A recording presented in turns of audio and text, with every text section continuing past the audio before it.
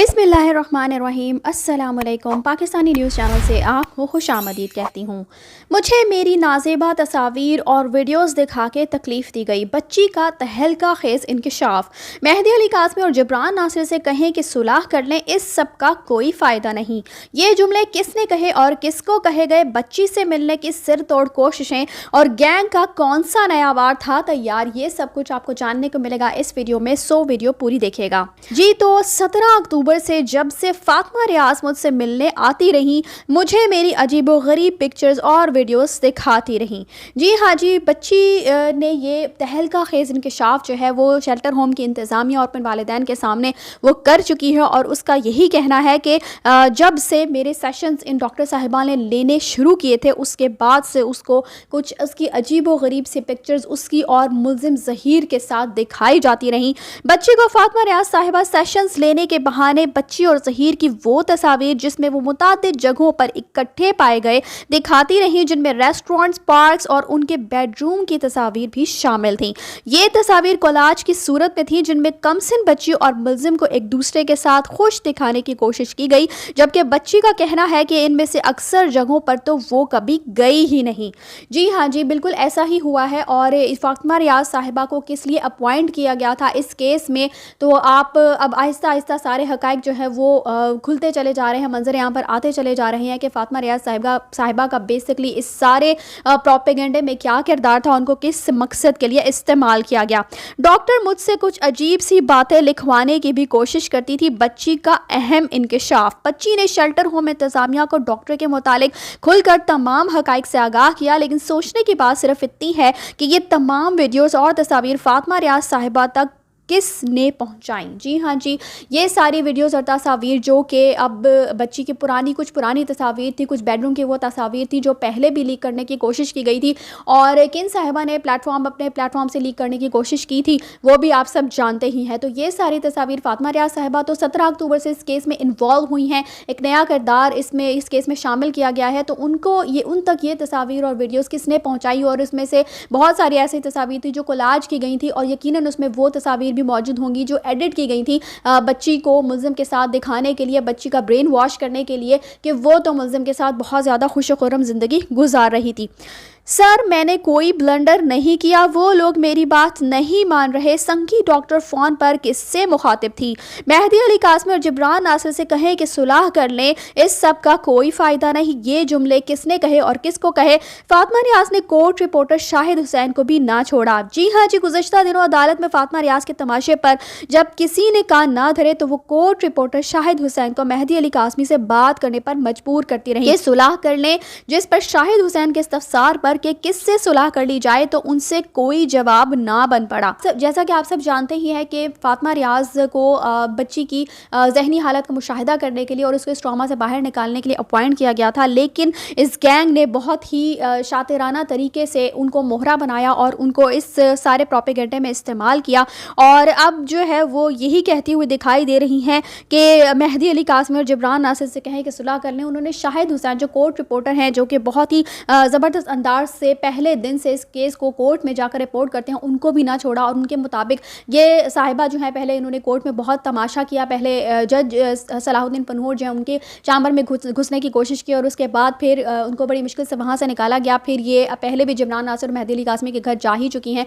तो अब इन्होंने कोर्ट रिपोर्टर शाहिद हुसैन को जाकर कहा कि मेहदी अली काज़मी और जबरान नासिर से कहें कि सुलह कर ले, सब कुछ का कोई फ़ायदा नहीं। लेकिन जब उन्होंने पूछा कि आप किससे कह रही हैं कि मैं किससे सुलह कर लें वो दोनों, तो इनसे कोई जवाब ना बन पड़ा। बस वो यही कहती रहीं कि सुलह करने सबका कोई फ़ायदा नहीं है। और आप सब अच्छे तरीके से जानते ही हैं कि ये अल्फाज पहले भी हम सुन चुके हैं और किन साहिबा के मुँह से सुन चुके हैं वो भी हम बहुत अच्छे तरीके से जानते हैं। सर, मैंने कोई ब्लंडर नहीं किया, वो लोग मेरी बात नहीं मान रहे। संकी डॉक्टर फ़ोन पर किससे मुखातिब थी? तो आपको बताती चलूँ कि जब संकी डॉक्टर की दाल इधर भी ना गल सकी तो शाहिद हुसैन के मुताबिक वो चंद लम्हों बाद किसी से फ़ोन पर बात करते हुए सुनाई दी और उनके ये जुमले थे कि सर, मैंने कोई ब्लंडर नहीं किया, वो लोग لوگ میری بات نہیں مان رہے، میرے خلاف انکوائری شروع کر دی گئی ہے۔ اب سر کہنے سے تو یہ بات صاف واضح ہوتی ہے کہ دوسری طرف فون پر کوئی مرد تھا، کوئی شخص تھا، کوئی بندہ تھا جس سے وہ بات کر رہی تھی، اور ان کی بات سے تو یہی اندازہ ہوتا ہے کہ اس شخص نے ان کو کوئی کام کرنے کے لیے، کوئی خاص کام کرنے کے لیے اپوائنٹ کیا تھا، جو کہ جب وہ نہیں کر پائیں تو دوسری طرف سے شکایت کی جانے لگی کہ آپ نے بلنڈر کیا ہے، اور جس پر ڈاکٹر صاحبہ کا یہی کہنا تھا کہ میں نے ایسا کوئی بلنڈر نہیں کیا، بلکہ میری بات مانی ہی نہیں جا رہی اور میرے خلاف انکوائری شروع کروا دی گئی ہے۔ اور میں آپ کو پہلے بھی اپنی ویڈیو میں بتا چکی ہوں کہ کراچی سے ہی ایک شخصیت ہے جو کہ اس سارے پروپیگنڈا میں ان کو فنڈ کیا جا رہا ہے اس شخصیت کی طرف سے، اور وہ شخصیت ہی اس ساری پروپیگنڈے کے پیچھے موجود ہے۔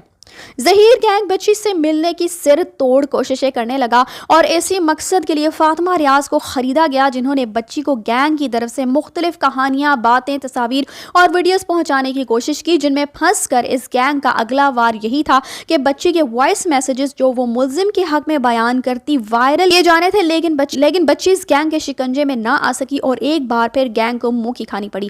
بچی نے شیلٹر ہوم انتظامیہ اور والدین کو تمام حقائق سے آگاہ کیا، اور دوسری طرف ڈاکٹر صاحبہ کا بےہودہ ڈرامہ فلاپ ہو گیا۔ بالکل یہ کچھ ایسا ہی ہوا ہے۔ ظہیر گینگ بچی سے ملنے کی سر توڑ کوششیں کر رہا ہے، اور انہی کوششوں کی یہ ایک کڑی تھی کہ ڈاکٹر صاحبہ کو جو ہے وہ انہوں نے اپوائنٹ کیا تاکہ بچی کو دوبارہ سے اس ٹراما میں لے جایا جا سکے، دوبارہ سے پچھلی باتیں یاد کروائی جا سکیں، اور پھر اس کو اس طرح کی تصاویر دکھائی گئیں، اس کا ذہن جو ہے وہ دوبارہ سے جس ٹراما سے وہ نکلی تھی اسی ٹراما میں واپس ڈالنے کی کوشش کی گئی، تاکہ بچی جو ہے وہ ان ڈاکٹر صاحبہ سے کوئی ایسی بات کہے جو وہ ریکارڈ کر سکیں، اور ملزم ظہیر کے بارے میں کچھ ایسا بیان دلوا سکیں جو سب کے سامنے رکھا جا سکے، اور اس بیان کے تحت بچی کو گینگ کے شکنجے میں پھنس کر رائے عامہ کو تبدیل کرنا اور ملزمان کے حق میں بچی سے 164 کا بیان دلوانا، تاکہ گینگ کی گردن قانون کی گرفت سے نکل جائے۔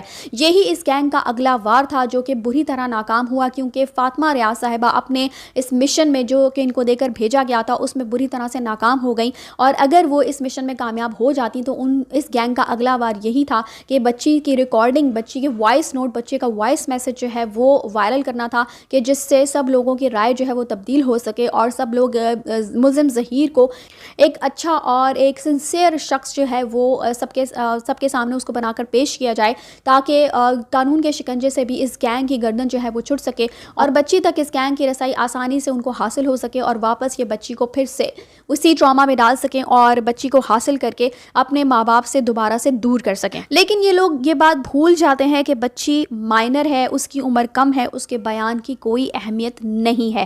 بچی کو صرف اس وقت ٹراما سے باہر نکالنے کی اشد ضرورت ہے، اور اسی کوشش کے لیے عدالت نے جو نیا بورڈ تشکیل دیا ہے وہ اپنی سر توڑ کوششیں کر رہا ہے، اور بچی کو اس ٹراما سے نکالنے کی ہر حد تک ہر ممکن کوشش کی جا رہی ہے۔ اس کے علاوہ اپنے والدین سے بھی مل کر بہت زیادہ خوش ہے، لیکن اس گینگ کی ہر طرح سے کوشش ہے کہ کچھ بھی کر کے بچی سے ملنے کی کوشش کی جائے، اور بچی کو دوبارہ سے واپس اسی ٹراما میں دھکیل کر کیس کا رخ جو ہے وہ اپنی طرف موڑ لیا جائے۔ لیکن انشاءاللہ یہ ساری باتیں ان کی خام خیالیاں ہی ثابت ہوں گی، اور بچی بہت جلد اپنے والدین کے پاس واپس بھی جائے گی، اور ان ملزمان کو بہت جلد سزا بھی ملے گی، اور یہ اپنے کیفر کردار تک انشاءاللہ بہت جلد پہنچیں گے۔ اسی کے ساتھ مجھے دیجیے اجازت، چینل کو سبسکرائب کرنا مت بھولیے گا۔ اگلی اپڈیٹس تک کے لیے اللہ حافظ۔